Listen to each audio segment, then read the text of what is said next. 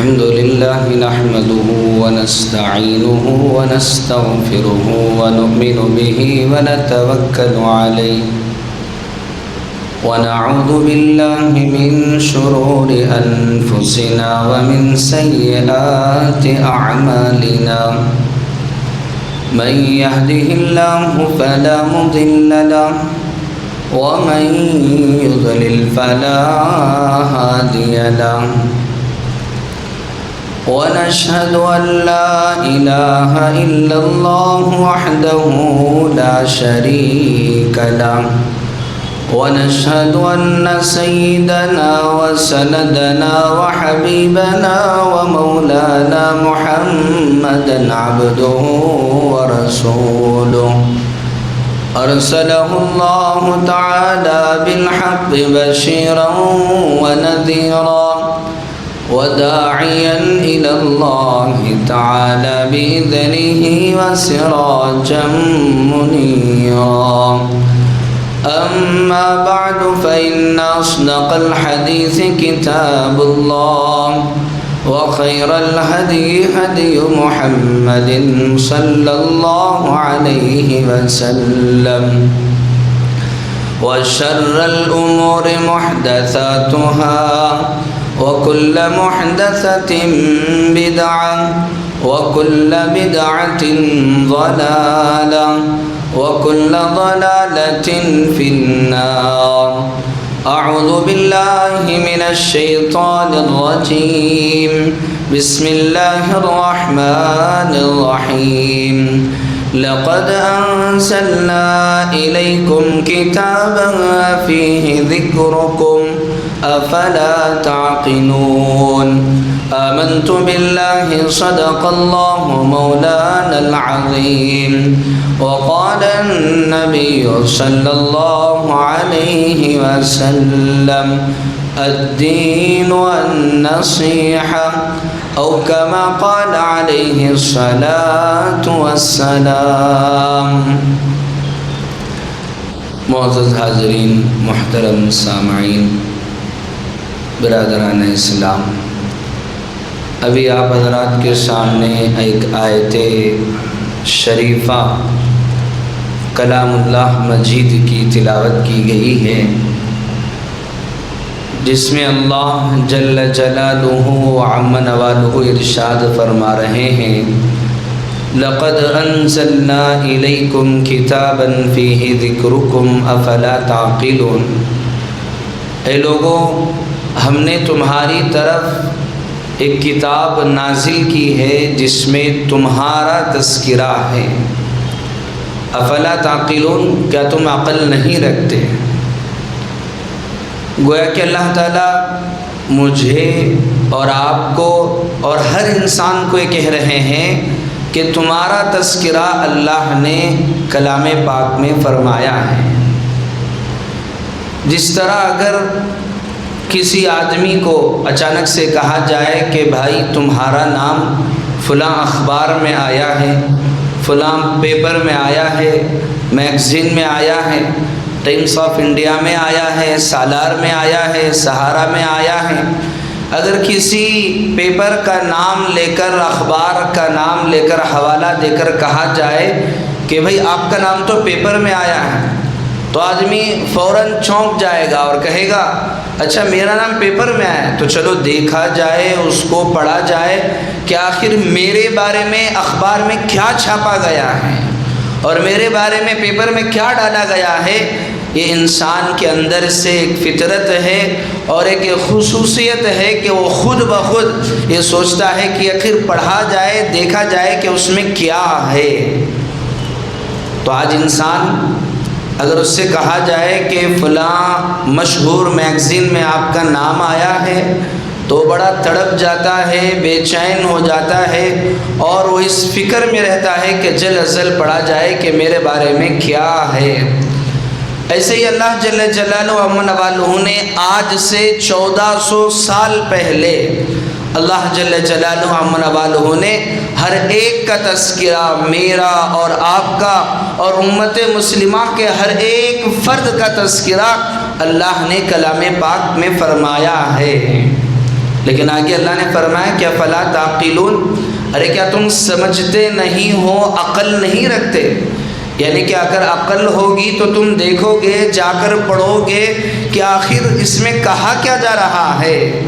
اللہ تعالیٰ جس کتاب میں ہمارا تذکرہ فرمایا ہے اس میں کیا ہوگا اس کو پڑھا جائے، یہ عقل مندی کا تقاضا ہے۔ اور اس شریعت میں اور اسلام میں عقل کے استعمال کرنے پر اور چالاکی اور عقل مندی کے استعمال کرنے پر 39 جگہ اللہ نے تذکرہ فرمایا ہے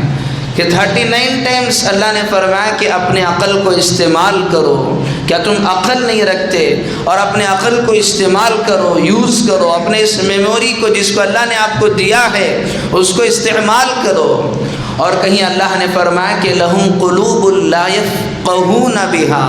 وَلَهُمْ أَعْيُنٌ لَا يُبْصِرُونَ بِهَا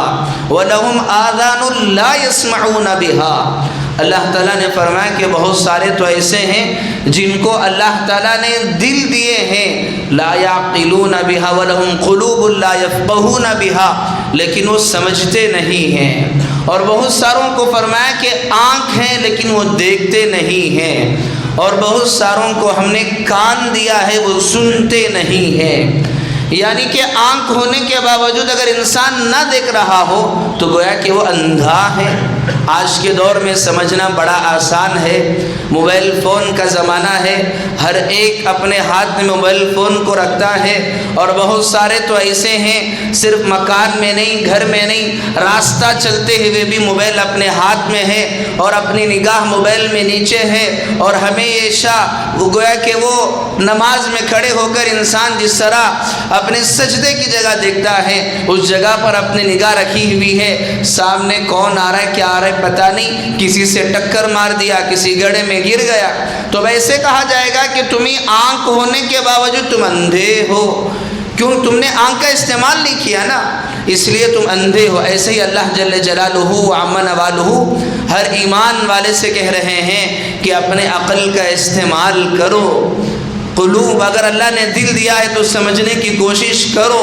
آنکھ اللہ نے دیا ہے تو دیکھنے کی کوشش کرو اور دیکھو، اور اللہ نے کان دیا ہے تو سنو، اللہ کے احکامات کو سنو اور اس کو سمجھو اور اس کو سمجھنے کی کوشش کرو۔ اور انسان اگر دنیاوی اعتبار سے بھی عقل کا استعمال کرے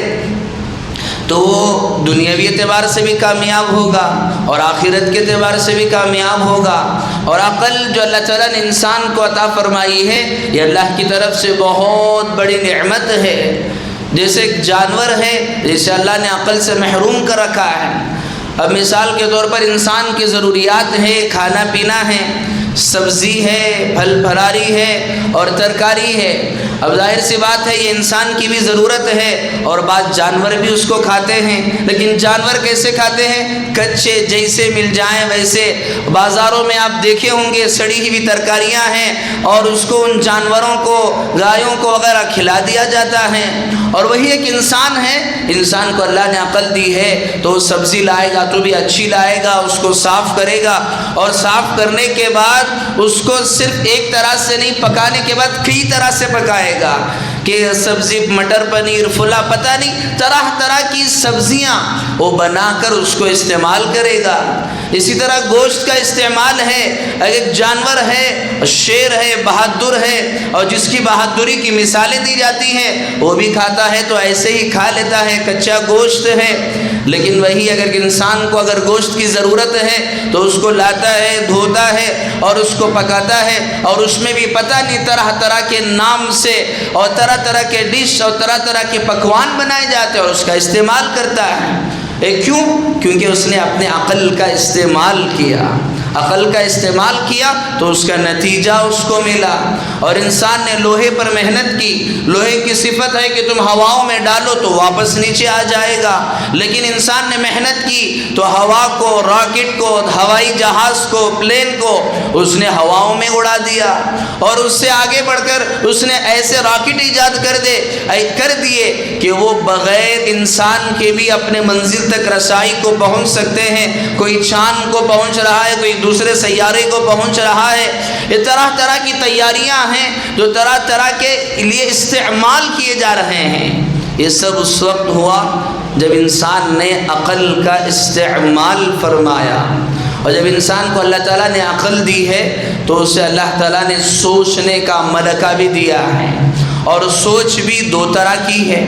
ایک مثبت سوچ، ایک ہے منفی سوچ، ایک پازیٹیو تھنکنگ، ایک ہے نگیٹیو تھنکنگ۔ ایک انسان مثبت سوچ، ہر چیز میں اچھائی کو سوچے، ایک ہے منفی سوچ کہ ایک انسان ہر چیز میں الٹا برا ہی سوچے۔ جیسے ایک مکان میں، ایک روم میں اگر ایک آدمی پڑھائی کر رہا ہے یا بیٹھا ہوا ہے، گلاس ہے، گلاس میں آدھا گلاس اگر پانی رکھا ہوا ہے، اور جس آدمی کی مثبت سوچ ہے اس سے اگر پوچھا جائے کہ گلاس میں پانی کتنا ہے تو وہ یہ کہے گا کہ صرف آدھا ہی گلاس پانی ہے، اور وہی اگر منفی سوچ والے کو اگر کہا جائے تو وہ کہے گا کہ صرف آدھا ہی گلاس پانی ہے، اور وہی مثبت سوچنے والے کو اگر کہا جائے تو وہ کہے گا کہ الحمدللہ آدھا گلاس پانی ہے۔ اس میں بھی وہ اپنی مثبت پہلو کا، اپنے پازیٹیو تھنکنگ کا اس میں اثر دکھلائے گا کہ الحمدللہ آدھا گلاس پانی ہے، میں اس کو پی سکتا ہوں۔ اور جس کی منفی سوچ ہوگی وہ تو یہ کہے گا کہ صرف آدھا ہی گلاس پانی ہے۔ گویا کہ ایسا ہے کہ آدھا گلاس ہے تو انسان پانی پی نہیں سکتا، ایسا تو ہے نہیں۔ آدھا گلاس ہو، ایک گلاس ہو، سوچ لگے تو انسان تو پانی پیتا ہی ہے۔ ایسے ہی ایک اگر شاعر کا مزاج ہے، اگر کوئی شاعر ہے، اگر کسی باغ میں گئے اور جا کر دیکھا کہ وہاں پر گلاب کا پھول لگا ہوا ہے تو جس شاعر کا مزاج خوش مزاج ہے، خوش، اور وہ خوشی میں ہے تو دیکھ کر کہے گا کہ واہ ماشاء اللہ کیا پھول ہے، کھلتا ہوا گلاب ہے جو اپنی خوشبو کو مہکا رہا ہے۔ وہی اگر نگیٹو منفی سوچ والا ہے اور وہ غم زدہ ہے، پریشان ہے تو دیکھ کر کہے گا کہ دیکھو کہ میری پریشانی کی وجہ سے گلاب بھی اپنے سینے کو چیر کر وہ زخمی کر دیا ہے اور اس کا رنگ بھی گویا کہ خون کی طرح ہو گیا ہے۔ تو وہ اپنی سوچ ہے۔ اور اسی طرح علماء نے مثال دی ہے کہ جو مکھی ہے، مکھیاں دو طرح کی ہیں، ایک مکھی وہ ہے جو گندگی پر بیٹھتی ہے، اور ایک مکھی وہ ہے جو شہد کی مکھی ہے جو پھلوں پر اور پھولوں پر بیٹھتی ہے۔ ایک مکھی وہ ہے کہ جس سے لوگ نفرت کرتے ہیں، اگر اس کے کپڑے پر بھی اگر بیٹھ جائے تو اندیشہ ہے کہ کہیں گندگی نہ لگا دے، اور اس سے بھاگتے ہیں اور اس سے دور بھاگتے ہیں، اور انسان یہ نہیں چاہتا کہ ویسی چیز اس کے مکان میں ہو،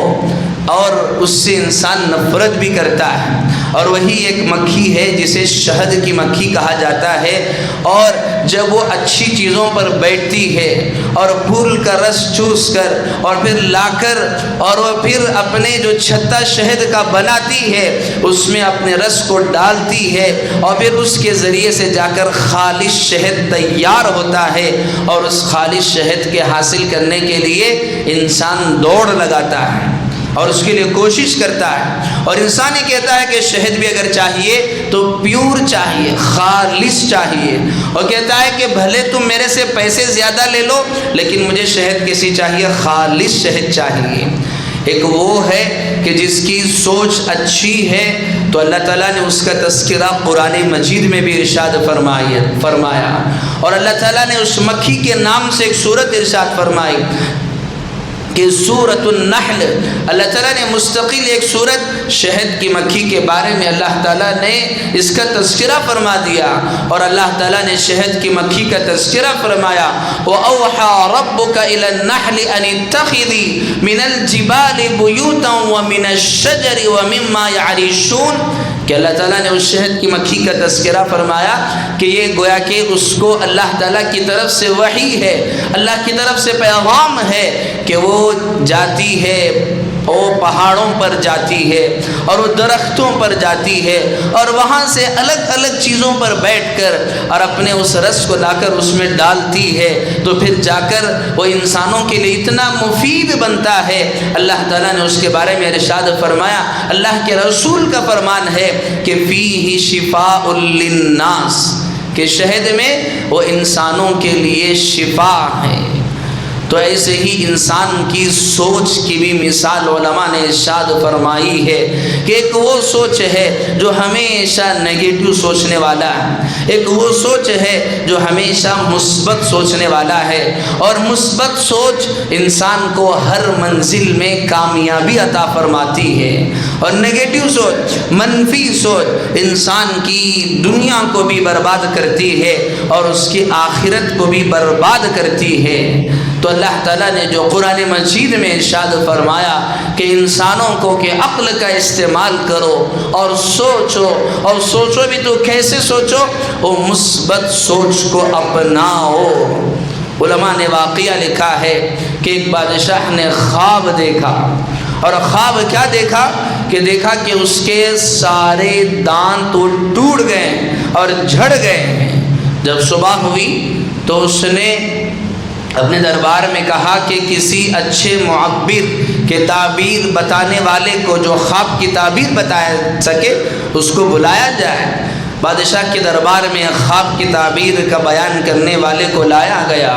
اور اس نے جب بادشاہ کا خواب سنا تو اس نے بادشاہ کو یہ تعبیر بتائی کہ بادشاہ سلامت، آپ کے اس خواب کی تعبیر یہ ہے کہ آپ کے سامنے آپ کے پورے خاندان والے مر جائیں گے۔ جیسے ہی اس نے کہا کہ بادشاہ کو غصہ آ گیا اور حکم دیا کہ اس کی گردن اڑا دی جائے، اور وہی پھر کہا گیا کہ کسی دوسرے معبر کو لایا جائے، اور کسی ایک دوسرے خواب کی تعبیر بتانے والے کو لایا گیا،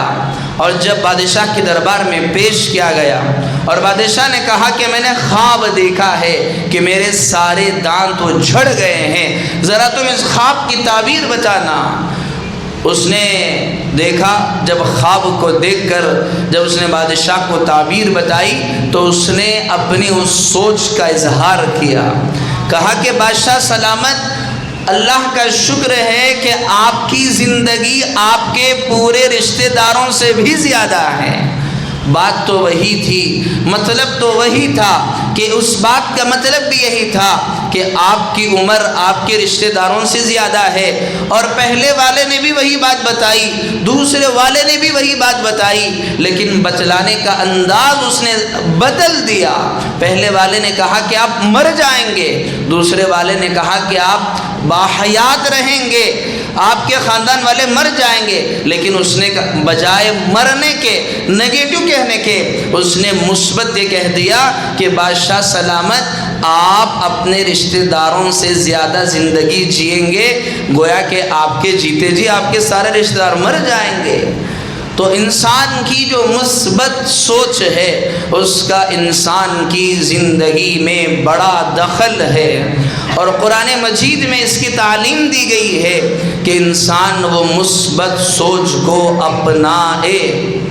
نیوٹن ایک بہت بڑا سائنسدان گزرا ہے، اس نے ایک تھیوری بنائی اس کے بارے میں کہ جو چیز حرکت کرتی ہے اس کا ریزن، اس کے متعلق جتنے بھی چیزیں ہیں اس نے، کیونکہ اس زمانے میں کمپیوٹر تو تھا نہیں، اس نے لکھا اپنی اس ساری محنت کو جو اس نے تحقیق کی تھی، ریسرچ کی تھی، اس نے اس ساری چیز کو ایک کاپی میں، ایک نوٹ میں قلم بند کیا، اور پھر جب اس کو لکھ کر تیار ہو گیا، اور تیار ہونے کے بعد اس نے اس کو بتانا تھا لوگوں کو، اس کی ساری تفصیلات بتانا تھا۔ اس نے کتا پال رکھا تھا، اور اس نے اس کو اپنے کمرے میں رکھا، اور کمرے میں رکھنے کے بعد وہ نہانے کے لیے چلا گیا۔ اتفاق سے اس کا کتا وہ کمرے کے اندر داخل ہو گیا، اور وہاں پر چراغ رکھا ہوا تھا، اور کتے نے اپنی حرکت کی کہ جس حرکت کی ریسرچ اس نے کی تھی، اس کتے کی حرکت کی وجہ سے وہ آگ نیچے، وہ جو چراغ تھی وہ نیچے گری، اور اس کی وجہ سے اس کا جو تحقیق کردہ مسودہ تھا، جو سارا مضمون تھا، وہ سارا جل کر تباہ و برباد ہو گیا۔ تو جب وہ باہر آ کر دیکھا تو بڑا پریشان ہوا، لیکن اس نے اس موقع پر بھی اپنی سوچ کو مثبت رکھا،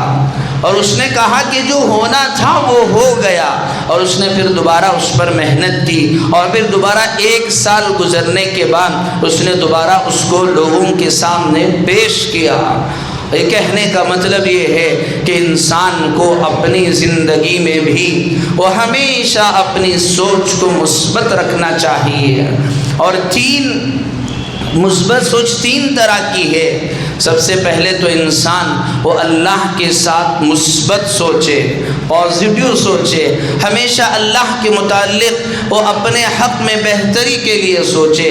وہ سوچے کہ یہی میرا خالق ہے، یہی میرا مالک ہے، یہی میرا رازق ہے، اور اللہ وہ علیم بھی ہیں اور حکیم بھی ہیں. اللہ تعالیٰ جاننے والے ہیں میرے لیے کیا بہتر ہے اور میرے لیے کیا نقصان دہ ہے. اللہ تعالیٰ نے کسی کو بے شمار دولت دے دی تو اللہ نے اس کے ساتھ صحت کی، اس مرد صحت کے متعلق اس کو کچھ نہ کچھ لگا دیا کہ وہ پریشان ہے. اور اللہ تعالیٰ نے کسی کو مال نہیں دیا لیکن اللہ تعالیٰ نے اس کو صحت دی ہے، تندرستی دی ہے، اللہ تعالیٰ نے اس کو سکون دیا ہے. اور انسان کی زندگی میں اگر کبھی کچھ پریشانی آ جائے تو انسان اس موقع پر مثبت سوچ کو اپنائے اور یہ سوچے کہ میرا اللہ علیم ہے، میرا اللہ جانتا ہے کہ میرے لیے کیا بہتر ہے. جس طرح انسان ڈاکٹر کے پاس جاتا ہے اور ڈاکٹر اگر اس کی بیماری کے لیے کچھ انجیکشن کا استعمال کرنے کا حکم دے تو ظاہر سی بات ہے انجیکشن لگانے پر کسی کو مزہ نہیں آتا، درد ہوتا ہے. اور انسان کو سرجری کرنے پر مزہ نہیں آتا، درد ہوتا ہے، تکلیف ہوتی ہے. لیکن اس کو یہ پتہ ہے، مریض کو یہ علم میں ہے کہ مجھے جو تکلیف دی جا رہی ہے وہ تکلیف وہ میرے نقصان کے لیے نہیں دی جا رہی ہے، وہ میری صحت کے لیے دی جا رہی ہے. اس لیے وہ اس کو خوشی بخوشی قبول کرتا ہے اور اس کے لیے وہ انستھیسیا جو انجیکشن ہے وہ اس کو لینے کے لیے بھی تیار ہو جاتا ہے کہ میری اس تکلیف کو میں برداشت کرنے کے لیے تیار ہوں. کیوں؟ میرا ڈاکٹر وہ علیم علم والا ہے، وہ جانتا ہے کہ اگر سرجری نہ کراؤں، اگر میں میرے جسم کو نہ کاٹوں تو کل میری جان بھی جا سکتی ہے. تو انسان بھی اپنی زندگی میں اللہ کے متعلق سوچے کہ میرا اللہ علیم ہے، وہ میری ہر چیز کو جانتا ہے اور میرے ساتھ جو ہو رہا ہے وہ حکیم بھی ہے. حکیم فعل الحکیم لا یخلو عن الحکمہ. حکیم وہ جو بھی کام کرتا ہے وہ حکمت سے خالی نہیں ہوتا. اور اگر وہ کبھی پریشانی بھی آتی ہے تو وہ بھی اللہ کی طرف سے اچھائی کے لیے ہی ہوتی ہے. واقعہ مشہور ہے کہ بادشاہ کے دربار میں ایک وزیر تھا. جب بھی کوئی بھی مسئلہ پیش آتا تو فوراً کہتا کہ جو بھی ہوا اچھا ہوا، جو بھی ہوا اچھا ہوا. ایک مرتبہ ہوا ایسا یہ کہ ایک مرتبہ بادشاہ کی انگلی کٹ گئی. انگلی کٹ گئی تو تب بھی وزیر نے کہا کہ جو بھی ہوا اچھا ہوا. تو بادشاہ کو بڑا غصہ آ گیا اور بادشاہ نے کہا کہ یہ تو میرا درباری ہو کر اور میرا وزیر ہو کر میرے انگلی کے کٹ جانے پر تو یہ کہہ رہا ہے کہ میرے ساتھ اچھا ہوا. اس نے کہا کہ اس وزیر کو جیل میں بند کر دو، اس کو قید میں بند کر دو. وزیر کو قید میں ڈال دیا گیا. اور ہوا یہ کہ پھر جب بادشاہ دوسرے دن شکار کے لیے گیا اور شکار کے لیے جب گیا تو جانے کے بعد وہ اپنی جو رعایا تھی اور اپنے ساتھ جو فوج تھی اور اپنے ساتھ جو وزراء تھے وہ ان سے بھٹک گیا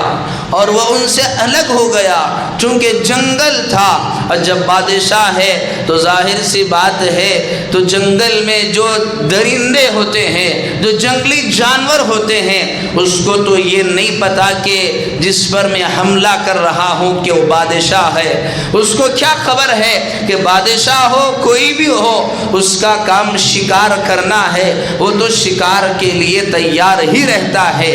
اور ہوا یہ کہ رات ہو گئی اور اس موقع پر بادشاہ تنہا اور اکیلا پڑ گیا اور اس موقع پر ایک جنگلی جانور شیر آیا اور آ کر جب اس نے دیکھا تو یہ بڑا پریشان تھا، چھپا ہوا تھا، ڈرا ہوا تھا، سہما ہوا تھا. لیکن جو انگلی کٹی ہوئی تھی اس کو دیکھ کر اس شیر نے محسوس کیا کہ یہ تو مردہ ہے، اس کو کھایا نہ جائے، اس کو چھوڑ دیا جائے۔ واقعہ تو لمبا ہے، میں مجھے مختصر عرض کرنا ہے۔ اور پھر جب اس انگلی کٹی ہوئی انگلی کو سونگھ کر وہ جو جنگلی جانور درندہ وہ شیر تھا وہ واپس چلا گیا۔ پھر دوسرے دن جب بادشاہ بچ کر کسی طرح سے اپنے دربار میں آیا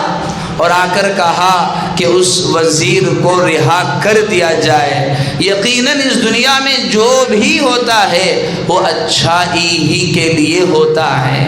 تو میرے عزیزوں، اسی سوچ کو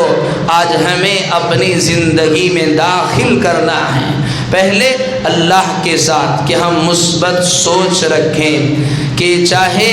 الحمدللہ علی کل حال، کہ اللہ کے لیے تمام تعریفیں ہیں ہر حال میں، ہر حال میں۔ وہ جس حال میں رکھے مرضی مولا ہر حال میں اولا، کہ میرا اللہ مجھے جس حال میں رکھا ہے وہ میرے لیے بہتر ہے۔ ہمیں کسی دوسرے سے کمپیریزن کرنا نہیں ہے اور کسی سے ہمیں تقابل نہیں کرنا ہے کہ فلان تو ایسا ہے میرے پاس کچھ نہیں ہے۔ اسی لیے علماء نے فرمایا ہے کہ انسان اپنی زندگی میں دین کے معاملے میں اپنے سے اونچے لوگوں کو دیکھے اور دنیا کے معاملے میں اپنے سے نیچے لوگوں کو دیکھے۔ اگر دین کے معاملے میں اپنے سے اونچے لوگوں کو دیکھے گا تو اس کے اندر نیکی کا جذبہ پیدا ہوگا، اور اگر دنیا کے معاملے میں اپنے سے نیچے لوگوں کو دیکھے گا تو اس کے اندر شکر کا مزاج پیدا ہوگا۔ کہ حضرت شیخ سعدی علیہ رحمہ جنہوں نے گلستان و بوستان لکھی ہے اور حضرت کی کتابیں وہ نصاب میں شامل ہیں، ایک مرتبہ حضرت نے اپنا واقعہ لکھا ہے کہ میں پیدل چلا جا رہا تھا اور میرے دل کے اندر یہ ایک کٹھن، ایک درد محسوس ہو رہا تھا کہ پتھریلی زمین میں چل رہا ہوں اور میرے پیروں میں چپل نہیں ہے، کیسے چل پاؤں گا؟ میرے اندر یہ فکر ہو رہی تھی۔ اتنے میں نے کسی کو دیکھا کہ اللہ نے اسے دونوں پیروں سے محروم کر دیا ہے۔ میں نے اللہ کا شکر ادا کیا، اے اللہ آپ نے مجھے صرف چپلوں سے محروم کیا ہے، لیکن تیرے بندے تو ایسے ہیں کہ جن آپ نے ان کو دونوں پیروں سے محروم کر دیا ہے۔ تو انسان دنیاوی چیزوں میں وہ اپنے سے اونچے لوگوں کو نہ دیکھے، اپنے سے نیچے لوگوں کو دیکھے۔ ایک بزرگ نے فرمایا ہے کہ میں جب تک مالداروں کی مجلس میں بیٹھتا تو ہمیشہ ناشکری میں مبتلا رہتا کہ فلاں کے کپڑے میرے سے اچھے ہیں اور فلاں کی سواری میری سے اچھی ہے۔ میرے دل میں ناشکری آتی کہ ارے میرے پاس تو یہ نہیں ہے، لیکن جب سے میں نے اپنے سے کم حیثیت کے لوگوں کے پاس بیٹھنا شروع کر دیا تو میں ہمیشہ اپنے دل کے اندر سکون محسوس کرتا ہوں اور اپنے اندر اس احساس کو پیدا کرتا ہوں، اللہ کا شکر ہے اللہ نے مجھے تو اتنا کچھ نوازا ہے، لیکن میرے بھائی کو تو اللہ نے اس سے بھی کم نوازا ہے، لیکن وہ اس حال میں بھی اللہ سے راضی ہے۔ تو سب سے پہلے انسان وہ اللہ کے ساتھ مثبت سوچ رکھے، اور دوسرا یہ ہے کہ اپنے اندر بھی مثبت سوچ رکھے، اپنے لیے بھی مثبت سوچ رکھے، اپنے لیے بھی کچھ کرنے کا عزم رکھے۔ انسان اپنی زندگی میں اگر تجارت کر رہا ہے اور کوئی کام کر رہا ہے، نقصان ہو گیا تو مثبت سوچ رکھے کہ آج اگر میرا سارا کاروبار بھی اگر ختم ہو جائے تو میرا اللہ وہ اس بات پر قادر ہے کہ میں اگر درست رہوں تو میرا یہ دوبارہ کاروبار شروع ہو سکتا ہے۔ اور انسان اپنے بارے میں مثبت سوچے ہر معاملے میں۔ اور پھر تیسرا یہ ہے کہ انسان دوسروں کے معاملے میں بھی مثبت سوچ رکھے۔ اللہ کے رسول صلی اللہ علیہ وسلم نے ارشاد فرمایا لا یؤمن احدکم حتی یحب لأخیہ ما یحب لنفسہ۔ اللہ کے رسول صلی اللہ علیہ وسلم نے ارشاد فرمایا کہ تم میں سے کوئی آدمی اس وقت تک کامل ایمان والا ہو نہیں سکتا جب تک کہ وہ اپنے لیے وہی پسند کرے جو اپنے بھائی کے لیے وہی پسند کرے جو اپنے لیے پسند کرتا ہو۔ اللہ نے آپ کو ترقی دی ہے تو اس پر اللہ کا شکر ادا کرے۔ اگر دوسرے کو اللہ نے ترقی دی ہے، اللہ نے مال دے دی، دولت دے دی، عہدہ دے دا، منصب دے دی، عزت دے دی، تو تم اپنے لیے اس کے لیے اپنے دل کے اندر جلن اور حسد اور اس کے لیے نفرت پیدا مت کرو، بلکہ یہ دیکھو کہ وہ کس بنیاد پر وہ ترقی کیا ہے، تم بھی اس چیز کو اپناؤ اور اپنی زندگیوں میں داخل کرو، تبھی جا کر تمہاری زندگی بھی کامیاب رہے گی۔ ایسا نہ ہو کہ بھلے میں اچھا رہوں نہ رہوں، میرا بھائی جو ترقی کر رہا ہے اس کو ترقی نہیں کرنا ہے، بھلے میرا کاروبار چلے نہ چلے اس کا کاروبار چلنا نہیں ہے، بھلے میں اچھا رہوں نہ رہوں اس کو تو مجھے برباد کرنا ہے۔ ایک عجیب طرح کی سوچ ہے جس کی اللہ کے رسول نے نکیر فرمائی اور تعلیم دی کہ اپنے لیے بھی جو سوچتے ہو وہی اپنے بھائی کے لیے بھی سوچو، کہ انسان اپنی زندگی میں ہمیشہ مثبت سوچ کو رکھے اور اللہ تعالیٰ سے بھی مثبت سوچ کو رکھے۔ ابھی شب برات آنے والی ہے، شعبان کا مہینہ ہے، ابھی آج تقریباً 12 شعبان المعظم ہے، کل 13 ہے اور پھر اتوار کے دن 14 رہے گی اور پھر مغرب سے وہ 15 ہو جائے گی۔ اس موقع پر شب برات آنے والی ہے۔ اللہ تعالیٰ یہ چاہتے ہیں کہ میرا ہر بندہ کامیاب رہے، کسی طرح میرا بندہ وہ میرا فرما بردار بن جائے۔ اس کے لیے اللہ تعالیٰ کبھی کبھار ایک خصوصی آفر اور ایک خصوصی ڈسکاؤنٹ، خاص طرح کا ایک اسپیشل ڈسکاؤنٹ کی شکل میں اللہ تعالیٰ ہماری زندگی میں اس سال کے 360 دن میں کئی مرتبہ اللہ اس کے مواقع ہم سب کو عطا فرماتے ہیں، کبھی رمضان کی شکل میں، کبھی شب قدر کی شکل میں، اور کبھی محرم الحرام کے روزوں کی شکل میں، اور کبھی عرفات کی شکل میں حج کے موقع پر، اور کبھی شب برات کی شکل میں اللہ مجھے اور آپ کو موقع عطا فرماتے ہیں۔ اس موقع پر بھی ہمیں اپنی سوچ کو مثبت رکھتے ہوئے اللہ تعالیٰ سے توبہ کرنا ہے اور اپنی زندگیوں کو بنانا ہے۔ اور انسان آج سب سے بڑا مسئلہ یہ ہے کہ ہر چیز میں کل پر ٹالتا ہے۔ توبہ کر لیں گے، نہیں کل کر لیں گے، آج کر لیں گے، اور آج کر لیں گے، آج جو کرنا ہے کر لیں گے، کل دیکھیں گے، انشاءاللہ کل سے تو میں سچی پکی توبہ کر لوں گا۔ اور مزاج تو ایسا ہو گیا ہے کہ جس بات میں انسان انشاءاللہ لگا دے، سمجھنا یہ ہے کہ وہ کرنے والا نہیں ہے۔ جس چیز کو کرنا ہے وہ کہے گا کہ ہاں ضرور، اور لیکن جس چیز میں کہے گا کہ ہاں انشاءاللہ، تو مطلب یہ ہے کہ وہ کرنے والا نہیں ہے۔ تو آج کا کام کل پر نہیں ٹالنا ہے، اور ہمیں انسان ہر موقع پر یہ سمجھنا یہ ہے، ہمارے جو دین اسلام کی تعلیم ہے، جو میں نے سب سے پہلے آیت پڑھی، لَقَدْ أَنزَلْنَا إِلَيْكُمْ كِتَابًا فِيهِ ذِكْرُكُمْ أَفَلَا تَعْقِلُونَ، کہ جس میں اللہ تعالیٰ فرما رہے ہیں اے انسانوں، ہم نے آپ کی طرف جو کتاب نازل کی ہے اس میں آپ کا تذکرہ ہے، میرا ہے، آپ کا ہے، اور آج تک جتنے لوگ آئے چلے گئے ان کا تذکرہ ہے، اور قیامت تک جو آنے والے ہیں ان کا تذکرہ ہے۔ اللہ تعالیٰ نے سارے لوگوں کا تذکرہ فرمایا ہے، اور اس کرۂ ارضی کا بھی تذکرہ فرمایا ہے کہ دنیا کیا ہے، اور یہ بھی اللہ نے تذکرہ فرمایا ہے کہ اس دنیا میں آنے کے بعد انسان اپنی زندگی کتنے دن گزارے گا، اور اللہ نے یہ بھی تذکرہ فرما دیا ہے کہ ہر انسان اس دنیا میں آتا ہے تو ایک گویا کہ ایک سرٹیفکیٹ لے کر آ رہا ہے، اس کے آنے کا دن بھی متعین ہے اور اس کی واپسی کی تاریخ بھی اسی میں لکھی ہوئی ہے، لیکن انسان کو اس کا علم نہیں ہے اور انسان وہ سمجھ نہیں رہا ہے۔ اسی لیے اللہ نے فرمایا کہ افلا تعقلون، کیا تم عقل کو استعمال نہیں کرتے؟ ارے اپنے عقل کو استعمال کرو۔ میں نے 40 مرتبہ قرآن مجید میں کہا ہے، 39 سے 40 دفعہ کہ عقل کو استعمال کرو، تو اللہ تعالیٰ فرما رہے ہیں کہ اپنے عقل کو استعمال کرو، ہر چیز میں کل کل بول کر مت ڈالو۔ اسی لیے ایک محقق نے لکھا ہے کہ اس آدمی کی مثال جو ہر چیز میں ڈالتا رہتا ہے کہ آج کر لیں گے، کل توبہ کر لیں گے، اس کی مثال اس بے وقوف کی سی ہے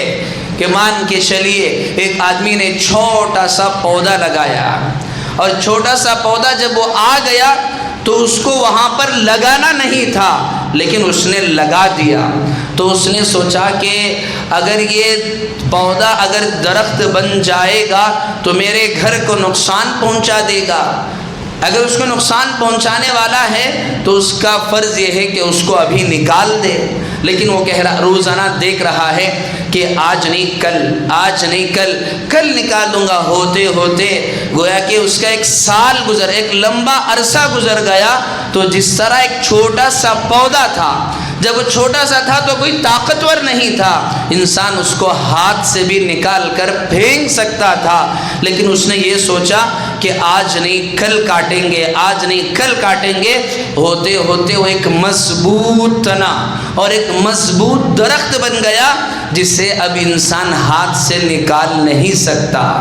اب اگر اس کو نکالنا ہے تو اس کے لیے ایک بڑے آلات کی ضرورت پڑے گی، اس کو JCB وغیرہ کو بلانے کی ضرورت پڑے گی، اور تب جا کر اس کو کاٹا جا سکتا ہے۔ ایسے ہی انسان کی زندگی کے اندر گناہ کی مثال ہے کہ انسان جب ایک گناہ کرتا ہے تو گناہ کی سب سے بڑی خرابی یہ ہے کہ ایک گناہ دوسرے گناہ کا دروازہ کھول دیتا ہے۔ انسان جب زندگی میں پہلی مرتبہ چوری کرتا ہے تو اس کے اندر ڈر اور خوف رہتا ہے، لیکن جب ایک مرتبہ کرتا ہے پکڑا نہیں گیا تو اور تھوڑی ہمت آتی ہے، پھر دوسری دفعہ کرتا ہے، تیسری دفعہ کرتا ہے، اور جب اس کو گناہ کی عادت ہو جاتی ہے تو گناہ نہ کرے تو اس کو رہنے نہیں ہوتا ہے۔ تو اسی طرح ہماری زندگی کی مثال ہے، وہ چھوٹا سا جو پودا اگر برائی کا ہمارے نفس کے اندر اگر ہمارے اندر پیدا ہو گیا ہے تو اس کو اسی وقت توڑ کر پھینک دینا ہے، بجائے اس کے کہ کل کرتے ایک مضبوط تنا بن گیا۔ اب انسان چاہ کر بھی اس گناہ کو چھوڑنے کے لیے تیار نہیں۔ اسی لیے حضرت شاہ ابرار الحق صاحب رحمت اللہ علی نے لکھا ہے کہ انسان جب گناہ زیادہ کرنے لگتا ہے تو ایک وقت ایسا آتا ہے انسان گناہ کرتا ہے لذت کے لیے، مزہ حاصل کرنے کے لیے، لیکن گناہ کرتے کرتے وہ آگے چل کر اس نتیجے پر پہنچ جاتا ہے کہ گناہ لذت کے لیے نہیں، اس میں بھلے مزہ نہ ہو لیکن عادت جب بن جاتی ہے تو عادتاً وہ گناہ کرنے لگتا ہے۔ اسی لیے کسی شاعر نے کہا کہ لذت کے شوق میں آ کر گناہ نہ کر، لذت جاتی رہے گی گناہ باقی رہے گا۔ اور پھر آگے کہا کہ مشقت کے خوف سے نیکی نہ چھوڑ، مشقت جاتی رہے گی نیکی باقی رہے گی۔ تو میرے عزیزوں، شب برات آنے والی ہے اور اللہ جل جلالہ عم نوالہ اس میں مغفرت کی اور بخشش کا اعلان کرنے والے ہیں۔ اس شب برات کے متعلق بھی دو باتیں تو ضرور عرض کرنا ہے۔ اس کے متعلق دو چیزیں عام طور پر ہیں کہ بعض لوگ تو یہ کہتے ہیں کہ شب برات کی کوئی حقیقت ہے ہی نہیں، اور یہ اس کی دلیل یہ دیتے ہیں کہ سعودیہ وغیرہ میں تو اس طرح کا کوئی اہتمام نہیں ہوتا، اور بعض لوگ یہ کہتے ہیں کہ چونکہ شب برات کے متعلق قرآن میں نہیں ہے، حدیث میں نہیں ہے، تو اس لیے اس رات میں کچھ کرنا نہیں ہے، اس رات میں کچھ کیا جائے تو بدعت ہے۔ لیکن ایک طرف یہ لوگ ہیں، ایک طرف وہ لوگ ہیں کہ جو کہتے ہیں کہ اس رات میں عبادت ہے، فلاں ہیں، تو دونوں طرح کی سوچ غلط ہے۔ یہ کہنا کہ شب برات کی کوئی حقیقت نہیں، یہ بھی غلط، اور اگر یہ کہے کہ شب برات میں یہ ہیں فلاں چیزیں ہیں، یہ بھی غلط۔ اور دیکھنا یہ ہے کہ قرآن و حدیث میں کیا ہے۔ قرآن مجید میں صراحتاً شب برات کا تذکرہ اللہ نے نہیں فرمایا ہے، لیکن سورہ دخان میں حامیم والکتاب المبین انا انزلناہ فی لیلۃ مبارکۃ انا کنا منذرین، اس کے متعلق بعض مفسرین نے فرمایا ہے کہ اس سے متعلق شب برات ہے، کہ اس میں اللہ تعالیٰ فرما رہے ہیں کہ ہم نے اس مبارک رات میں قرآن مجید کو نازل فرمایا، اور مفسرین نے اس کی تطبیق یہ دی کہ قرآن مجید نازل تو اتارا تو شب قدر میں ہی گیا، لیکن اتارنے کا فیصلہ اللہ نے اس رات میں فرمایا ہے، اس طرح کی تطبیق فرمائی۔ اور اگر قرآن مان لیا جائے کہ قرآن مجید میں صراحتاً اس کا تذکرہ نہیں، تو کہا یہ جاتا ہے کہ شب برات کے متعلق کوئی صحیح حدیث نہیں ہے۔ شب برات کے متعلق 17 صحابہ سے روایت مروی ہے، اور اس میں جتنی روایتیں ہیں یقیناً وہ ضعیف ہیں، لیکن ایک روایت صحیح بھی ہے جس میں اللہ کے رسول صلی اللہ علیہ وسلم کا اس رات کے متعلق کے عمل کا، اللہ کے رسول صلی اللہ علیہ وسلم کے عمل کا حضرت عائشہ صدیقہ رضی اللہ تعالیٰ عنہا نے تذکرہ فرمایا ہے کہ ایک رات تھی، میں نے دیکھا اللہ کے رسول نظر نہیں آ رہے ہیں، تو جب میں نے دیکھا تو اللہ کے رسول نہیں ہے تو میں پریشان ہوئی، جا کر دیکھا تو اللہ کے رسول اس میں جنت البقیع میں ہیں، اور جنت البقیع میں اللہ کے رسول استغفار میں مشغول ہیں، اللہ کی بارگاہ میں گڑ گڑا رہے ہیں۔ تو ایک صحیح حدیث ہے جس میں تذکرہ ہے کہ اللہ کے رسول صلی اللہ علیہ وسلم نے اس رات میں کچھ عمل کیا ہے، لیکن میرے عزیزوں ہمیں جو 17 صحابہ سے جو روایتیں مروی ہے، محدثین کا یہ اصول ہے کہ اگر کوئی حدیث ضعیف ہے، لیکن وہ ضعیف حدیث اگر کئی روایتوں سے تواتر سے اگر مروی ہے تو وہ فضائل میں عمل اس پر کیا جاتا ہے۔ اور اس کے علاوہ اللہ کے رسول صلی اللہ علیہ وسلم کے زمانے کے بعد حضرات صحابہ و تابعین کے زمانے سے مستقل اس رات کی فضیلت یہ اکابر سے مروی ہے اور منقول ہے، لیکن اس میں بھی غلو نہیں ہے۔ ایک تو یہ ہے کہ اس رات میں انسان عبادت کرے، جو چاہے عبادت کرے، اور آپ ذکر و اذکار کرے، تلاوت کرے، اور بعض روایتیں وہ ہیں کہ جس میں اس رات میں اللہ جب مغفرت کا اعلان فرماتے ہیں تو بہت سارے اس میں مستثنا ہیں، اپنی ازار کو نیچے لٹکانے والا، والدین کا نافرمان اور شراب کا پینے والا، یہ جتنی برائیاں ہیں، ایسا نہیں کہ صرف شب برات میں ہیں، عام نمازوں میں، عام وقت میں بھی اس کی مغفرت نہیں ہوتی۔ بس اللہ کے رسول نے اس عمل کی قباحت کو بتانے کے لیے، اس کی برائی کو بتانے کے لیے اللہ کے رسول نے فرمایا کہ شراب کا پینا، والدین کی نافرمانی کرنا اور تکبر کے طور پر اپنی ازار کو نیچے لٹکانا، یہ اتنے برے عمل ہیں کہ ایسی مقدس راتوں میں بھی اللہ کے ہاں مغفرت نہیں ہوتی جب تک کہ اس سے توبہ نہ کر لے۔ اس عمل سے تو ہر انسان کو بچنا ہے اور ہمیشہ بچنا ہے، لیکن اس رات میں انسان اگر دعائیں کر لے اور اللہ کے بارگاہ میں عبادت کر لے تو یہ اس کے لیے کار آمد ہے۔ لیکن اس رات میں یہ کہا جائے کہ فلاں نماز پڑھی جائے، 4 رکعت ہیں، اتنے مرتبہ سورہ فاتحہ پڑھے، یہ پڑھے، شب برات کی کوئی نماز نہیں ہے، اور کوئی نماز ایسی نہیں ہے کہ حدیث میں جس میں تذکرہ ہو کہ اس نماز میں فلاں صورتیں پڑھی جائیں، فلاں صورتیں پڑھی جائیں۔ عام طور پر جمعہ میں اگر سبح اسم ربک الاعلی نہ پڑھا جائے تو بھی لوگوں کے ذہن میں شاید یہ خیال آ جاتا ہے ارے یہاں تو جمعہ میں سبح اسم ربک الاعلی پڑھنا ہے۔ ایسا نہیں ہے، وہ تو ایک مسنون ہے جو اللہ کے رسول نے ایک تعلیم دی ہے۔ حضرت اقدس مولانا مفتی کفایت اللہ صاحب رحمۃ اللہ علیہ نے اپنی اس فتوے میں لکھا ہے، اسی طرح جو عام نمازوں میں ہمارے یہاں یہ ہے کہ مغرب عشاء میں چھوٹی صورتیں پڑھی جائے، بس ایک ترکیب اللہ کے رسول نے ارشاد فرمائی، لیکن اسی کو لازم قرار دینا کہ اگر کوئی چھوٹی صورتیں نہ پڑھے تو کہا جائے کہ یہ تو غلط ہے،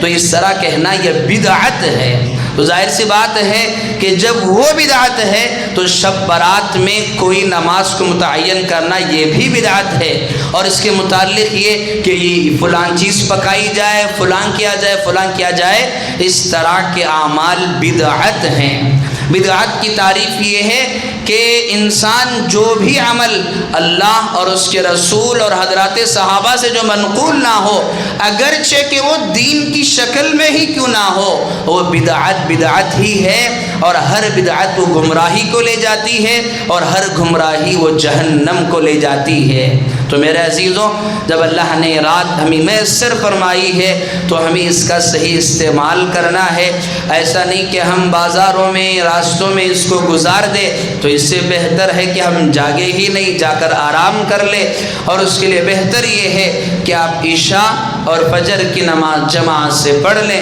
اللہ نے موقع دیا تو تہجد پڑھ لیں۔ اور چونکہ عام طور پر جو نوجوان اوباش قسم کے ویلنگ وغیرہ کرتے ہیں، اب بولیں گے تو بھی کوئی فائدہ نہیں ہے، یہاں اگر بولا جائے تو وہ طرح کے بندے ہیں ہی نہیں، اور یہاں جن لوگوں کو کہنا ہے تو اس کا مطلب ہی نہیں بنتا۔ ہماری یہ ذمہ داری بنتی ہے اس طرح کے اگر لوگ ہیں تو ہم خود اپنے ان علاقے میں ان کی نگرانی کرتے ہوئے اس عمل کو روکنا ہے۔ اللہ تعالیٰ سے دعا ہے اللہ تعالیٰ مجھے بھی اور آپ کو بھی اس رات میں عبادت کرنے والے بننے کی توفیق عطا فرمائے، اور اللہ ہم سب کے لیے اور تمام امت مسلمہ کے لیے عافیت والے فیصلے فرمائے۔ آمین۔ وآخر دعوانا ان الحمد للہ رب العالمین۔